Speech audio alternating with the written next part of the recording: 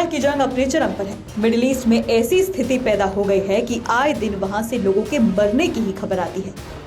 Attacks और उनके counter attacks सुर्खियों में बने रहते हैं। आज इस वीडियो में समझते हैं कि इजराइल और ईरान में किस देश की मिलिट्री पावर ज्यादा है। इजराइल वर्सेस ईरान, किसमें कितना है दम।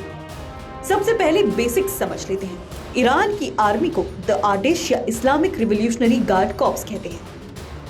वहीं इजराइल की आर्मी को इजराइल डिफेंस फोर्सेस यानी IDF कहा जाता है।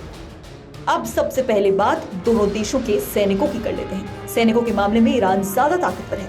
ईरान के पास कुल 11,80,000 सैनिक हैं, वहीं इजराइल के पास 6,70,000।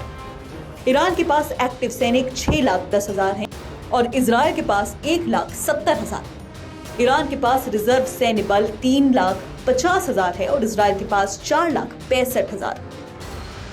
ईरान के पास 2,20,000 पैरामिलिट्री है, जबकि इजराइल के पास मात्र 35,000।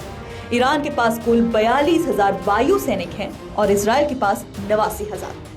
अगर थल सैनिकों की बात करें तो ईरान के पास 3,50,000 है और इजराइल के पास 5,26,000। ईरान के पास कुल 18,509 सैनिक हैं, जबकि इजराइल के पास 19,500। लड़ाकू विमान की बात करें तो इजराइल के पास 241 लड़ाकू विमान हैं और ईरान के पास 186। टैंक्स की बात करें तो इजराइल के पास 1,370 टैंक्स हैं और ईरान के पास 1,996। सैनिक वाहन की बात करें तो इजराइल के पास 83,407 हैं और ईरान के पास 65,765। परमाणु बम की बात करें तो इजराइल के पास 80 परमाणु बम है। ईरान ने आधिकारिक तौर पर कोई परमाणु बम न होने की बात कबूली है। एक रिपोर्ट की माने तो ईरान के पास हथियार थोड़े पुराने हैं, जबकि इजराइल के पास अत्याधुनिक और ताकतवर हथियार हैं। साथ ही इजराइल के पक्ष में दुनिया के कई ताकतवर देश भी खड़े हैं। ऐसी स्थिति में इजराइल के लिए ईरान के सामने जंग लड़ना थोड़ा मुश्किल हो सकता है।